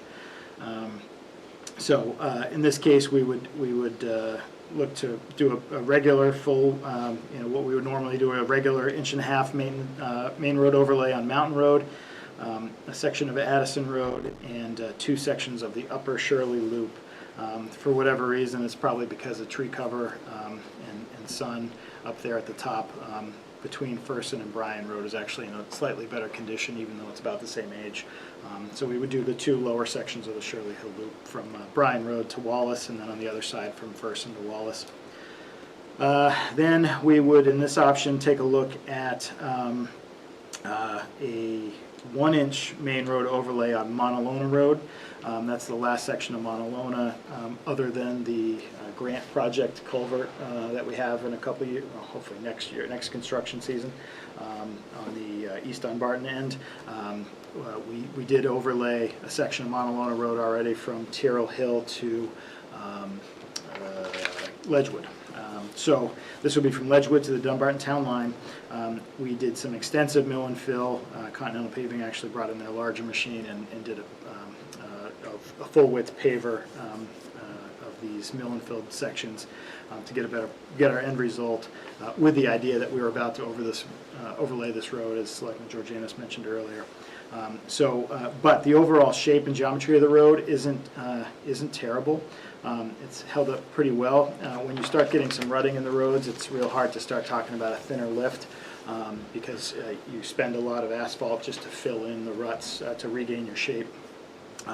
We've gone through this with Continental Paving's rep, and he believes we could do a thinner 1-inch overlay here, which is getting closer to what the state has resorted to in a lot of their cases. As I mentioned earlier, actually, on the section of 114 as you head out of town, they're going to do a 3/4 inch paver shim, thin shim.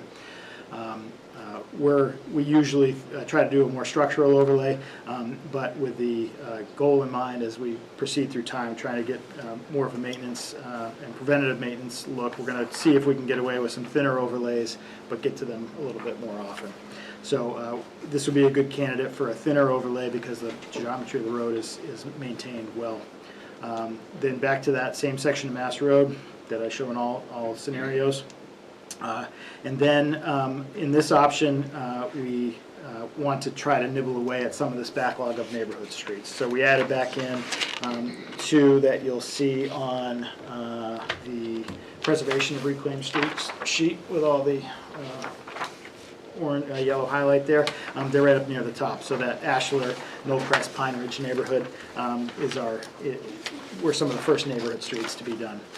So they are, 15 years was 2018. So we're a fair amount overdue, and they're starting to show their age as well as we dip into the 5 and 6 category in a few cases. So the target here would be, we've done some mill and fill already this season over there. If anybody's been through the neighborhood, they probably had to dodge a bunch of cones last week in particular. But that's in preparation to potentially do some overlay there to maintain those neighborhoods. But at least start the process of getting some of our neighborhoods up and back on cycle. And then the last item on this is back to that idea of, okay, where can we get ahead of things a little bit and try a different maintenance treatment, which may stretch the budget a little farther. So what we have here is Goldfinch, which connects Addison and Eagles Nest, which is just on the other side of Shirley Hill. It's a smaller neighborhood street, but it is a cut-through road, or a through street, I guess I should say, that is in fairly decent shape geometry-wise. It's a little bit farther down the list, but it is an outlier. If you see on that first page, it was a 2006 road, but its condition right now is at a 5. So for one reason or another, maybe because it is a through street, it does get some extra traffic. We're going to attempt a thinner overlay there. If we don't want to do a test section that thin on a main road necessarily. The state's had varying degrees of success, albeit they get a higher level of traffic for sure. So 114, gets 25,000 cars a day. But we thought we could try to pick off a road that was an outlier on here, that its condition is kind of starting to dictate we do something before we lose it altogether. But we feel it'd be a good test case argument for a 3/4 inch thinner thinner lift road. Okay, so back down to the bottom again. If we look at this one, you've got a few different treatments here. You do the math with a life extension you can expect from each one, and the final tally puts us at 113 years of lane mile years injected back in. So we're in only net 147 lane mile years versus 207 in the mainly reclaimed scenario, option 1. Then finally, if we go to option 3, this is my recommended approach. We start to shift into even more of a preservation mindset, where I believe, as I mentioned, it's going to be a few years before we can even hope to get back to previous funding levels, let alone where we would need to be if we're going to operate as we have in the past. In this case, we basically have traded the partial reclaim of Laurel Street for one more section of Addison Road with a thinner preventative overlay. This section of Addison Road is slightly better condition than the one that's included in option 2, which is also included in option 3 in the yellow section at a 1.5 inch. We feel with the geometry that we still have over on this piece of Addison, we can possibly get away with a 1 inch overlay here because we're catching it a little earlier. And then we also added at the very bottom a fully preventative, so there's no structural benefit here, fog seal treatment, which requires some minor crack seal. There's not a ton of cracks on Tyrrell Hill Road yet. That was not that long ago was done. But if we're going to try to shift into a preventative mindset, this is the kind of road that you want to target for a fog seal. What a fog seal is, the first thing to deteriorate on a road, typically, as long as the drainage and the subbase is okay, is the uppermost layer of asphalt starts to oxidize. As soon as it oxidizes, it loses that flexibility, which is why we use asphalt on the roads in New England instead of concrete. We need that flexibility for freeze thaw. As they oxidize, they start to crack. You start to lose some of the fines from the surface of the pavement. So if you get up real close or you're inspecting for your summer job, you'll see a lot of the fines are starting to go away, and there's little pockets that get created in the asphalt. Over time, the smallest stones start to pick away, and then you start to lose bigger chunks of it. So that failure mode usually starts with the oxidation. So what a fog seal does is basically, think of it as like seal coating your driveway almost. You're putting a protective layer back onto the top of that road. You're counteracting the oxidation before it gets to the place where it starts to crack and lose the actual the stone, which is what holds the strength of the road. And the idea is if you catch a road where it's in the very top of its life here up in the routine maintenance / preventative maintenance section back from our graph, if you do it early enough before you ever get to that steeper part of the curve, you could get on a cycle where, okay, maybe every 5 years you're fog sealing the same road, but for 1/4 the cost. In that case, you can get more mileage, but the problem is you can't just jump right into that maintenance mindset because we have so many roads that are already beyond the point. Past due. Yeah. So once you get down to here, you really need a structural repair fast, otherwise you'll slip. But if we want to dedicate some money to that, see how we like the results after a couple of years and say, yeah, this is great. I'll say a lot of communities are starting to shift, those with bigger budgets, shift in this way because they do the math and they see that there's no way to keep up with the loss of life on a big road network. So you'd start with the main roads first? So on this, yep, I think it makes the most sense because of the mileage, the wear, the more axles you get on a road per day, the faster that acceleration of the oxidation and the loss of fines. And it would be a good, if we did a fog seal on a neighborhood street, the traffic is just not enough to.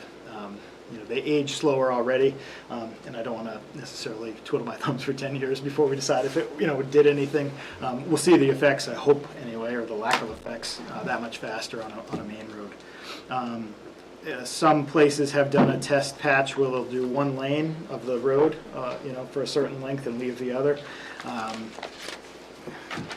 think we could probably get the same sense of if it's, working or not just by doing full width of the road. I hate to, hey, I'm on the downhill side of the road. Why didn't I get this preventive treatment? And now my side looks like garbage. And how many years within that time period do you have to typically do it, Adam, or is it a number of miles traveled on it? It depends who you ask. Obviously, the folks selling the black stuff will tell you, hey, every 3 years, if you do a fog seal, you'll never fall off the top end of this curve. You'll always stay good. Back to that. The perpetual pavement idea, which is probably true. I don't believe, if we start to shift into that mode and we have enough in good condition that we can actually start spending some real money, talking like 1/3 of our budget maybe, I think it will dictate how often, you know, we just might not be able to even get there, you know, even on a 3-year cycle. But I think if, you know, typically with the pavement stuff, I feel like you add a year or two, usually you're probably in the real ballpark versus what the asphalt folks will tell you. But it's worth at least a shot at the strategy change, is what I'm hearing. I think so, and I think just to be realistic, unless you folks really want to go to bat hard to put a lot of money back in. I think a lot of people in this room, Richard and I, went to bat hard already, so. Yeah, exactly. My question would be, when was Mass Road last reclaimed? Because I see it's in all 3 options. Yes. So the reason it's in all 3 options is primarily because of its importance. As Mass Road and Main Street are, like it or not, they're just different animals. They're kind of in their own creature. Mass Road is a bit tricky because that section was part of a DOT project before the town, before we maintained the road. It was actually turned over to the town, and I'm looking over to this side of the room. You guys might have that information better than I. I think it was late 90s, maybe mid-90s. It was turned over. So we're not actually sure. It was a pretty significant project all through the stretch there in the urban area. They took land, this is Yeah, it was a 60s, project. Oh, yeah. 70s, et cetera. It was a But best guess is hopefully it's built to last. I think that was the case because the DOT at the time usually, used the right subgrade materials. A lot of the drainage, of course, we've had to pick away at here and there. Any of the metal pipes are probably due for replacement. So I don't have a great number. It's beyond, from a reclaim perspective, it's definitely off scale. It's not even on our list because it wasn't. Yeah, I didn't see it on the list. Wasn't done by us. That's why I was asking. So, if you do all these things this year that are not fog seal, would you then attempt to try to start fog sealing those in X number of years after? For sure. So Mass Road, do you think you could do that with as well? I think so. I think we'd like to maybe get a couple of years. I would probably continue with some other collector roads, maybe in year 2 and year 3. If after year 3 we see like an appreciable difference, we can compare, like to like. It's worth jumping on Mass Road. The thing with Mass Road and Main Street to a lesser degree is all the pavement markings and the business access. So fog seal is a one-day thing. They do alternate, so similar to paving, they'll do alternating one-way traffic.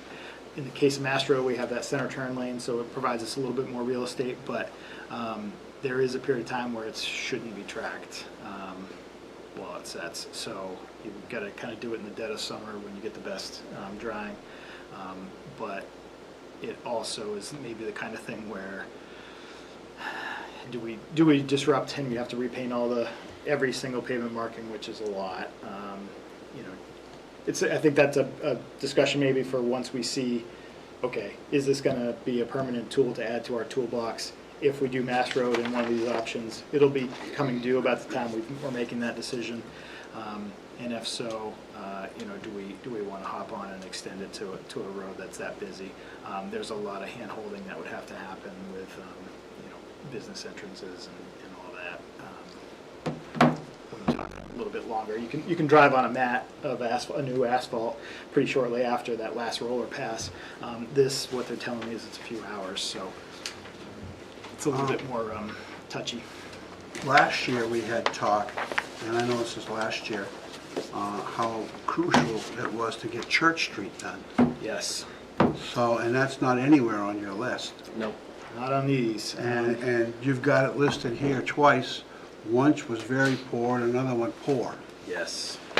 So, certainly, at least one section, I think as you pop down into the fair category, yeah, so I've got one in a rating of 2, one section in a rating of 3, and a couple in a rating of 4. It's certainly getting to it is at the top. Had we had the money back and we got the Ivy neighborhood, Church Street would be one of the recommendations.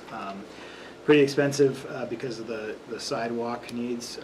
There'd be some granite sidewalk well, TBD, I guess. The plan would have been granite sidewalk to continue what's there, because that section has some sidewalk on both sides. The thought was consolidate. We haven't done any of the engineering for this, but the game plan for Church was formalize the bicycle pedestrian throughway. That's the preferred route for the rail trail connections. It's got enough width in the right of way to allow us to get rid of sidewalk on one side or the other, shift the road a little bit, and have a true mixed-use pathway like we do on East Union Street. But when you start talking about an extra-wide granite sidewalk where one doesn't exist now, that price gets pretty crazy. Yeah, I think that's nice, but I guess the question, Peter, are you asking because you're concerned about impacts to like fire trucks coming in and out of there? Not just the fire trucks, I mean, it does get a lot of pedestrian traffic. It gets, it is a cut through, a lot of cars coming through there. They try to miss the intersection up here, and got a so lot. it bothers me that we're not doing that. I'm not sure if that, of course, we don't have any numbers on it. It may even be more than the Mass Road project, but I'm not sure if Mass Road would be more of a priority than that, only because you've got the pedestrian traffic with sidewalks and things like that aren't in very good shape now. So, And I would be concerned about the fire trucks coming in and out of there. yeah, well, it's a short ride for the fire trucks. I know it's a short ride, but it's still part of their commute to get in and Yeah. out, to get to people. Yeah. I mean, there's a million ways to skin the cat of what do we do. The sad reality is we've got more than, you can Well, yeah, shake we a don't have stick enough at money this to do point. what we need to do. The big ones, I think, if just to at least give them some, in case anybody at home is watching, the streets that we've had kind of hovering are Church Street, Tipping Rock / Worthley Hill / That's a disaster up there. Fersen Road, which is gravel, but it would be the next street up if we're going to continue to turn our gravel roads to asphalt as our grader ages out, and I don't want to buy a new one. So that little neck of the woods is likewise coming to the top. You see Tipping Rock on there. I think Worthley might be down in the poor section. It's only poor, not fail. But yeah, it's terrible. But there's a lot of drainage involved with that project, right-of-way acquisitions, and then if we do anything with Fersen, that's a scenic road, so there's a whole extra piece of that. So that would be another one that we've talked about coming up due. Do you have an estimate on Church? Do we know what that was? No, it has a lot of engineering on here stuff. Yeah, With if the treatment is similar to East Union Street, it's probably $750,000 for the stretch from Main, but yeah, It's huge. Total swag, yeah, I guess. But there's some drainage questions we have about that street, the First Ave swale, which passes under Main Street near the barber shop. Not the one at Tonic, Elm, but the one on North Mass. So the First Avenue neighborhood, summer, autumn, all that, drains underneath Mass Road, winds its way behind the fire station and Comes through the parking lot. pokes out, yes. Comes right through the So- parking lot. So Underground. right by the preschool, it goes underground, and there's a granite block culvert that goes under the parking lot, under that building, and then under the parking lot. The idea at one point was to replace that, because you don't know how long a granite historic culvert is going to last for that whole stretch, and then the private property issues that are involved. But there's no good answer about how to get that water anywhere close to the river. Main Street wasn't an option because we weren't going to dig to China to get that project done. Kendall Hadley across Depot might be an answer, but that one's kind of still outlying. My preference for that would be, if we're going to do that project, have a historic preservation consultant come in and see if they can repoint the block culvert the whole length, regardless of what building it's under. Okay, so let's go back to this 1, 2, 3. Yes. Okay. Sorry. I think you're recommending 3, I am. and anybody else getting? I'm looking at this, and I'm seeing a lot of streets in Penardville are in trouble. And 3 doesn't really address much of that. Would you agree? Absolutely. So I'm concerned about that. Mark and I are both concerned about that because, that's where we are. That's the one thing I guess I should have said too. Option 3, while it quote-unquote makes the most sense from the financial perspective and the asset management piece, it is the one that's not likely to save you any phone calls, unfortunately. Nobody cares about the slow drip, drip death of our main roads. Three until- things we get the complaints until about, they're right? gone. Taxes, roads, trash. So, and when we're redoing a section of Mass Road, people are gonna say, what was the matter with that road? My road's a goat path. And that's what we're gonna hear, because that's the only part of Penardville, you really, a little bit of Laurier Street, but, And that's how easily people slip into the worst first or thereabouts. If you respond to calls, unfortunately, that's the way you're gonna go. Mark, you want to say? I've listened to everything, I understand all the concerns, I understand what priorities are, what needs to be done, but I'm looking at getting Mass Road done. The number of cars that go up and down Mass Road every day, the manholes are starting to sink, we're putting asphalt over the manholes to stop the bumps. I'm in favor of Mass Road. Regardless of the option. Exactly, Yeah. regardless of the option, sorry. So would you say, are you in favor of Adam's recommendation of going with option 3? I'll go that far, yes. Okay, I'm trying to move things along. Yeah. Yep. We're not gonna go street by street. We've No, been no, given no, 3 no, I options here understand, I that understand. he wants to deal with. But it's in And- option 3, I mean, It's in every option. Yeah. It's in all options, yes. So. Anybody else? No, I think it makes sense. I'll say it makes sense from what Adam's put out. Thank you for putting all the extra information out there, Adam. Sure. Okay, somebody make a motion on, we're gonna go with option 3.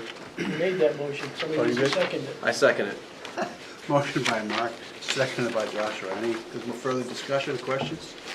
Seeing none, all in favor? Aye. Opposed, abstaining, motion passes. Okay, thank you. Can you, Sorry if for you the- don't mind, can I just jump around a little bit? While he's up here, I'd like Diane to come up with her project. Yeah. And then Adam might be able to help with answering some questions. Just reduce my. That way, we Every get- question. these guys don't have to hang around. So we're at tab 6F in your packet. That's the Goffstown Library Drainage Improvement RFP. And I know, Adam, you had part of helping out figuring this. Yes, big kudos to Eric in particular and Open Engineering, because he helped get the spec together for Diane. And thank you again, Adam, for answering all my questions. I really appreciate it. It's important. And I don't know if any of you followed up on this. This has been around for a while, that there's a drainage problem at the library. And then when it get a heavy rain, it's like a pond out there. It's Goffstown Library Pond. Talking about renting kayaks and all this. So, Diane, why don't you go ahead and open up? What I can tell you is that the parking lot floods. There's $20,000 in the budget, in the library budget, to improve the problem with our drainage. The RFP was written by DPW. I contributed some dates. That was the extent of, of my knowledge of this. So we just wanted to start early because there's a window where it's best to do the work based upon our busy season, which is summertime. We don't want to have to do this during the summer.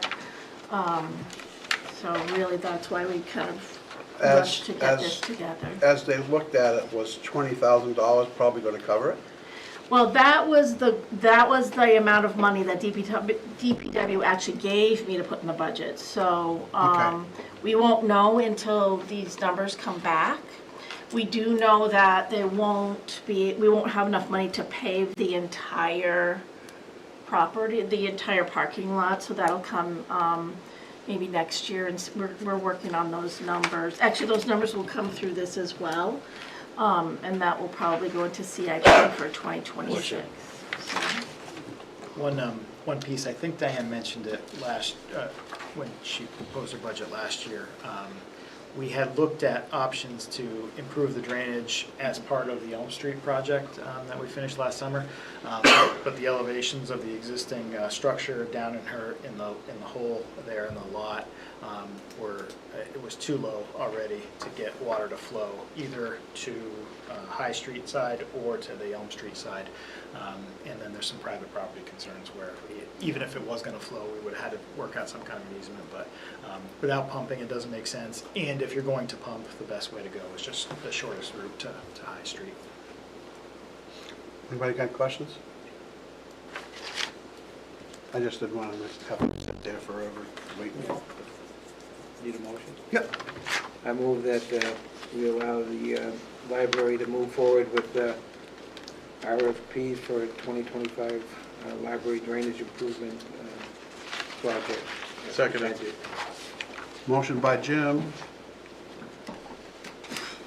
Seconded. There you go. I keep looking, Jim, Richard, Jim always sat there.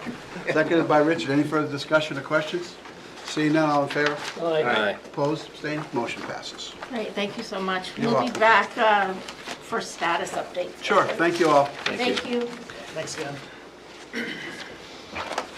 All right. The item that I jumped on you for the DOT, I'm going to leave that if anybody really wants to Yeah, so rock themselves to sleep about Okay. the DOT work, I'll leave it with do we need to provide notices to anybody about any of that stuff?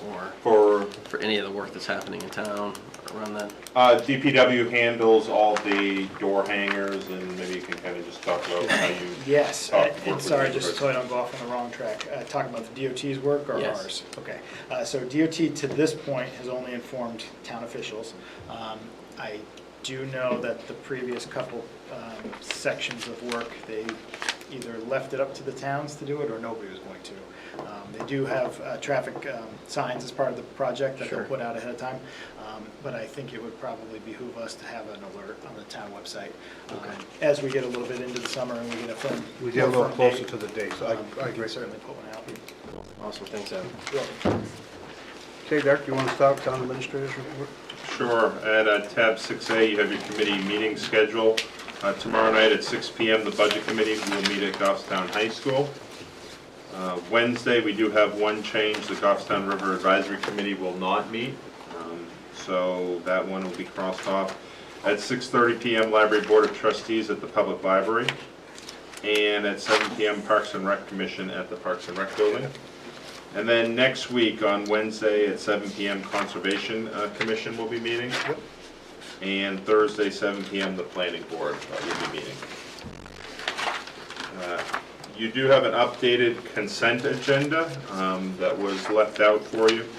You have employee status reports, a full-time accountant, new hire, full-time clerk 2, new hire, a full-time GTV coordinator, successful completion of probationary period, That's the sheet that was passed out. Yeah. full-time PEG Ed Tech, this is successful completion of probationary period, a new hire for a per diem GTV videographer, resignation of a full-time police dispatcher, you have a full-time police officer with successful completion of probationary period and a bachelor degree incentive per the CBA. You have a promotion for a per diem EMT to AEMT. This is based on them earning the certification. And then you have a full-time firefighter adding the master firefighter designation. You have an event permit for Granite State Health and Fitness Foundation Family Bicycle Day on May 18th from 10 to 1 at the Parks and Rec Center. You have the 3 proclamations that were read earlier this evening. You have the collective bargaining agreement between the professional firefighters of Goffstown and the town for 2025 through 2027. And then added today, you have the governance and management engagement letter for the 2024 audit from the town's auditors. Make a motion to approve the consent agenda as presented. Second. Motion by Joshua, seconded by Mark. All in favor? Aye. Opposed, abstaining? Now, the governance was also thought to go off a bid, right? Or No, that's the last year of our contract. We'll Okay, discuss okay, that. yeah, We have okay. that as another item All on right, all right. for discussion this Go right evening. ahead. Sorry. So at your next page, you have your assessor recommendations. You have a veterans tax credit that the assessor recommends approval. There are 3 lots there. You have the all veterans tax credit that are recommended approval. There's 5 lots. You have the elderly exemption, approval recommended for 6 lots. You have an abatement, 1 abatement with approval recommended. You have an application for prorated assessment of damaged buildings, 1 lot, and then you have a denial recommendation for an elderly exemption. Motion to approve the assessor's recommendation is presented this evening. Second. Motion by Mark, seconded by Jim. Any discussion, questions? Just one quick question. Go ahead. There, Derek, in the back and forth, was one of those pulled off? I can't remember. So there was, there was a question about one of the veterans tax credits, that it would be awarded to both the husband and the wife. They did come in and provide a marriage certificate. You'll see that when you go, it's in the folder. Awesome. Excellent. Thank you. Okay, we have a motion on the floor. Any further questions? Seeing none, all in favor? Aye. Opposed, abstaining, motion passes. At tab 6D, you have volunteer appointment recommendations for Economic Development Council. And then on the following page, you have a volunteer appointment recommendation for trustees of the trust fund. You want to take them one at a time? Yes, please, if you could take them each as Okay. separate motions. Make a motion to reappoint Oscar Aravello as a regular member to the Goffstown Economic Development Council to a 3-year term expiring in March 31st, 2028. Second. Motion by Joshua, seconded by Jim, all in favor? Aye. Opposed, abstaining, seeing none, Make a motion mo- passes. Go ahead. Make a motion to appoint Samantha Kearns as a regular member of the Goffstown Economic Development Council to a 3-year term expiring March 31st, 2028. Second. Motion by Josh, seconded by Jim. Any discussion? Seeing none, all in favor? Aye. Opposed, still, motion passes. Make a motion to appoint Melanie Renfrew Hebert as a alternate member to Goffstown Economic Development Council to complete a vacant 3-year term expiring March 31st, 2027. Second. Motion by Joshua, seconded by Jim. Any discussion? Questions? Seeing none, all in favor? Aye. Opposed, abstaining, motion passes. And then we'll go to trustee of trust funds. Next page. Yep. Make a motion to reappoint Brian Lombardi to a 1-year term as an alternate member of the trustees of the trust funds with the term expiring March 31st, 2026. Second. Motion by Joshua, seconded by Jim. Any discussion? Seeing none, all in favor? Aye. Opposed, abstaining, motion passes. Cool. At your next page, you have an appointment recommendation from the Goffstown Planning Board. We are a member of the Southern New Hampshire Planning Commission and have 3 appointed representatives on Southern New Hampshire Planning Commission. Recently, one of our representatives had to resign due to work commitments, and the Planning Board at their March 27th meeting nominated Joanne Duffy to be appointed as a regular representative to Southern New Hampshire Planning Commission. Make a motion to appoint Joanne Duffy, a representative to the Southern New Hampshire Planning Commission with the term expiring June 30th, 2027. Second. Motion by Mark, seconded by Jim. Any discussion? Seeing none, all in favor? Aye. Opposing? Abstaining? Motion passes. Okay. Congratulations. The next item we had, you dealt with a few minutes ago, so we go to tab 6G. This is a request from the Finance Office for a request of waiver for the requirement for RFP for auditing services. We went out to bid in 2022 and negotiated a 3-year contract with our current auditors, Plodstick and Sanderson, and Danielle can speak a little bit more towards the Just wanted to request. be available for any questions the board may have. Go ahead. I do have one. So it mentioned that there was a 5% increase. I assume that was year over year that was contained? Correct. Okay. In one of the requests here, it says that we would try to keep it in 10%. Is there no way that we can keep that within 5% as well? We may be able to. We actually, just to make sure that we kept a fair process, we didn't ask them what their price would be. And we know that obviously labor costs and whatnot have changed in the market. So we know from other requests that we've seen, departments have said just kind of a blanket, it won't exceed 10%, and then that kind of gives them the ability to negotiate, but whatever the board would feel comfortable with. Have we actually had an increase year over year? In the audit, we've actually been under budget because we had planned on a single audit and then didn't end up needing it as far as our actual expenditures. I mean, their But costs, have they gone up 5%? Their rate, yes. So the rate has gone up 5% year over year? Yes, in that contract. It was all laid out as part of the bidding process. They still came in the low bidder, but there were only 2 bids at the time, and the other bidder's price was only above theirs by a grand total across all 3 years of 1.7%. So it was a really close bid. So would it be advantageous to go off the bid? No, we don't necessarily believe so, because a new auditor has to learn all of our inner workings of our GL. And it's actually recommended by GFOA that you don't rotate through your auditors because of that loss of time and efficiency. And there's a higher cost in the first year, both with staff time and with the first year audit time to get established. So in this case, there were only 2 firms that had replied last year, and we believe there's only 2 firms in the state that are qualified for an audit of our size. That I get. How much did we budget an increase for? So this would be for 2026 It would be for budget 26, year. it's not budgeted yet. So we haven't budgeted at all We have not. No. No, we have the would- budget, we budgeted for the one for this year. this year. Yeah, that was in that 3-year contract. Yeah, and we know we'll be under budget because we don't need the single audit this year that we anticipated needing, but they changed the thresholds on the federal grant limitations. So next year, we would be budgeting for whatever contract we have in place.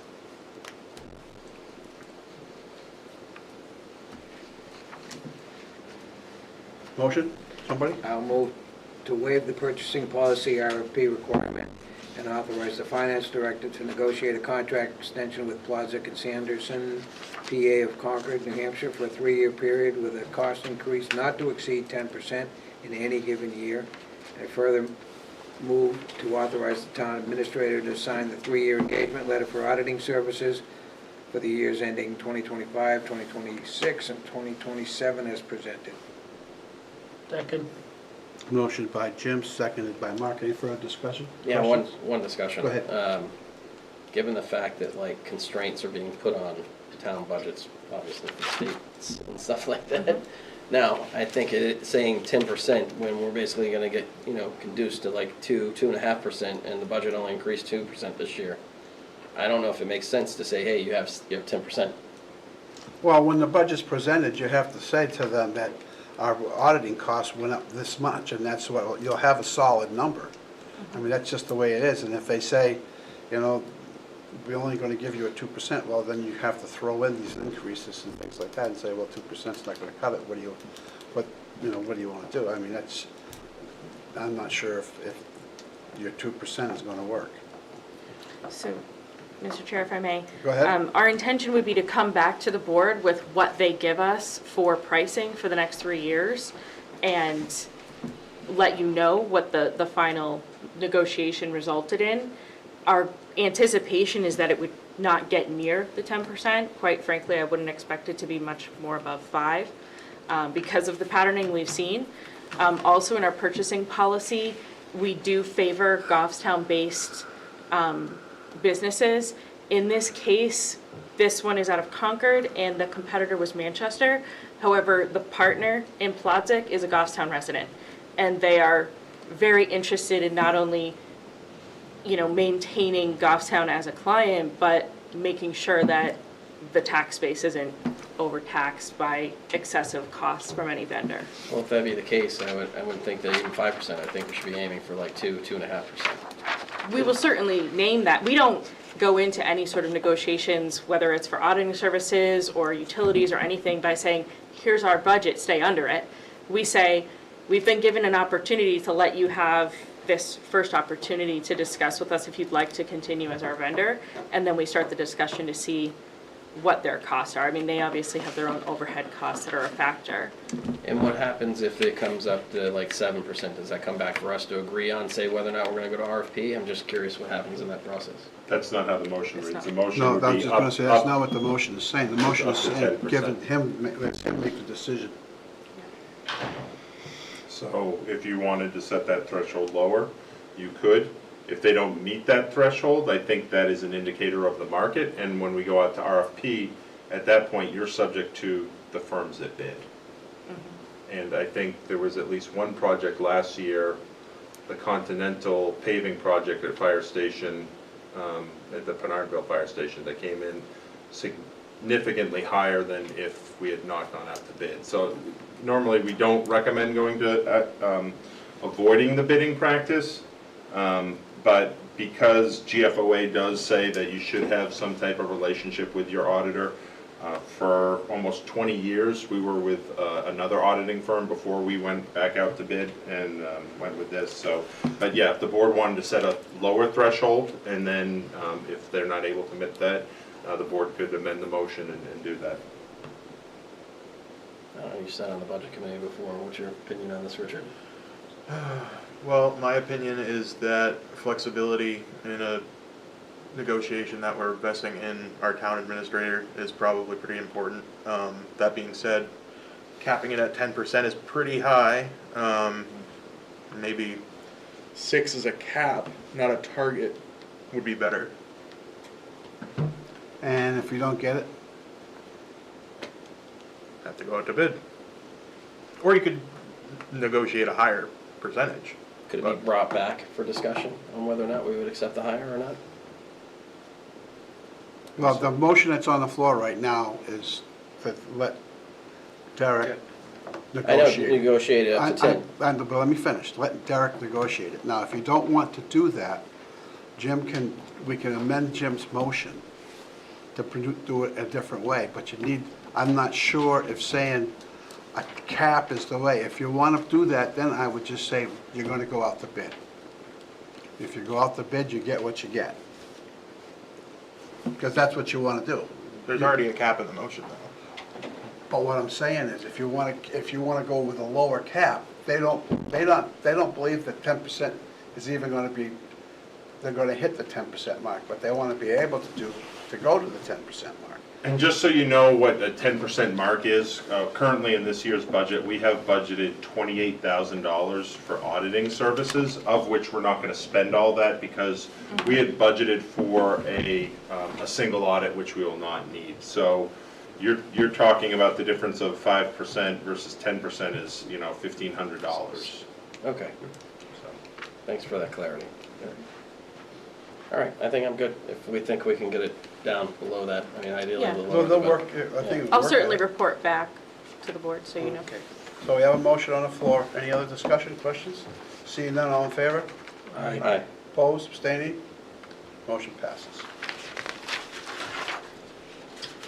Thank you. At tab 6H, you have a memo from the town clerk.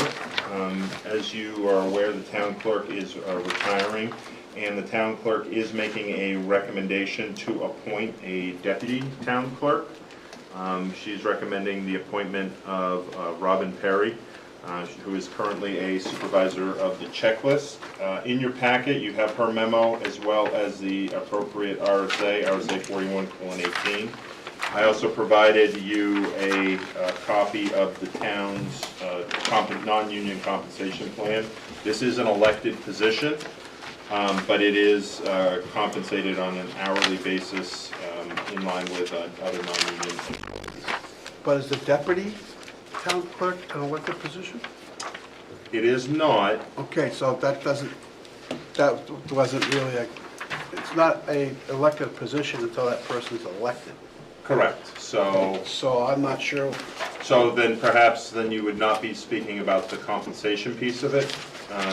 Well, that's what I'm thinking. I'm not sure how that works. Yeah, no, Where it's not an elected position. Where it's an appointed position, Where it's an then appointed yes. position. Yes, you are correct. That would be, you could speak about that and should speak about that in non-public under RSA 91A3, (2) A compensation of a public employee, because again, that would be an appointed Right. position until our next election. And what happens when Kathy goes? So the deputy town clerk would serve as the interim town clerk until the next election. And they would still be considered an hourly employee? Yes. Okay. That would be my recommendation. And I'm not saying that I think it sounds like she's qualified. I mean, so where do you want to go from here? You want to wait to go non-public, make So I offer? think you can make the recommendation subject to, Acceptance of an offer? yep. Okay. Yep. I think Jim made the motion, didn't he? I did. I'll move subject to her acceptance of an offer that we go along with the recommendation to appoint Robin Perry as deputy town clerk from May 2nd, 2025 until the March 10th, 2026 election cycle. Second. Alexa? Motion by Jim, seconded by Mark. Any discussion, further questions? Go Just ahead. one, I have to recuse myself. Okay, I understand. Anybody else? All in favor? Aye. Opposed? Abstaining? One. Abstaining or recusing? Recusing, I'm sorry. Recusing is not a vote, abstaining Right. is a. Okay. Right. Yep, so, Recusing. thank you. Okay, next. That's all I had for town administrator's report. Okay, any new business? I have something that. Thank you, Daniel. I have something that I just want to bring up on the new business. And I was approached by someone that was asking about I went to Rick with this also, about Barnard Park availability of the track for Special Olympics after school for an hour and a half. And I was told that it's not available, and I wanted to check in. I checked with Scott. Scott says he didn't. Scott Gross, he said, oh, he never heard that. I checked with Rick. He says, well, that's, the school uses it every day after work. And I think Special Olympics is important. If we can't carve out an hour and a half, one day a week, I think we ought to check into it and see if there's anything we could do to work with them or help them. Okay, I can check into it and report back at the next meeting. I don't know if everybody agrees with me, but I just think I agree with you. there's 60 kids that participate in Special Olympics, and they're a group of athletes also. It's their field too. Yeah. Right. So, that's my new business. Okay, nothing. Go ahead, Mark. I was privy to attend this weekend the ceremony for the State of New Hampshire firefighters. They had a award ceremony presented at the Concord Theater of Arts, and there were several members from the Goffstown Fire Department that received awards, from life-saving awards to group awards, and I just want to say thank you to the firefighters that attended, thank you to the firefighters that lay their lives on the line every day for that, and keep up the good work. Kudos. Yeah, Yep. that's awesome. It's kind of hard to follow up that, Mark, but at the planning board that I was at, it did come up about meeting minutes and taking, about it not being easy to do. We chatted about this. What did we find out?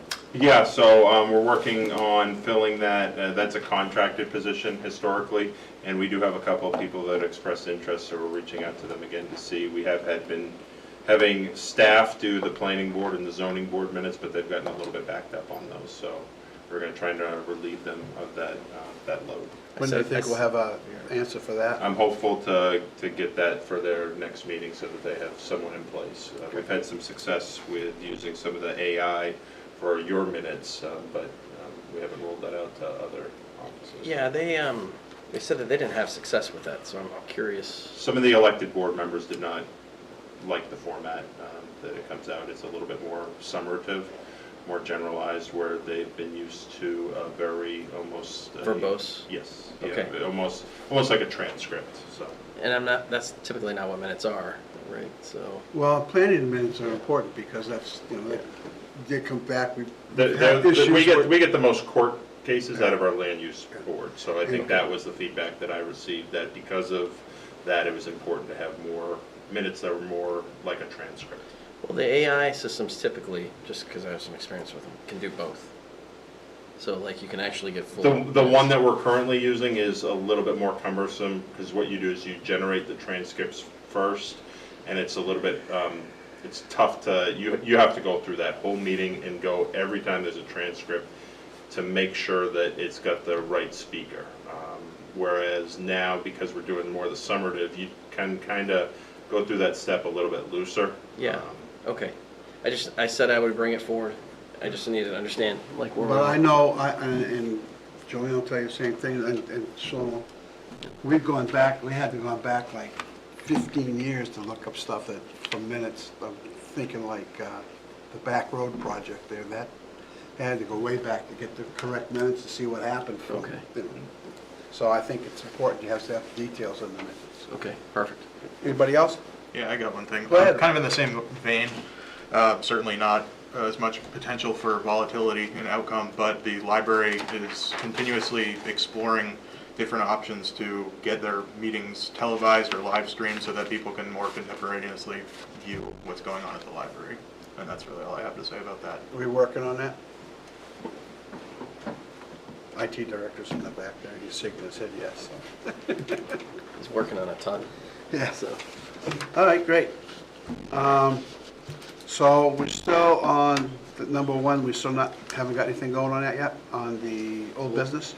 So under your action matrix, the police chief is going to be presenting recommendations.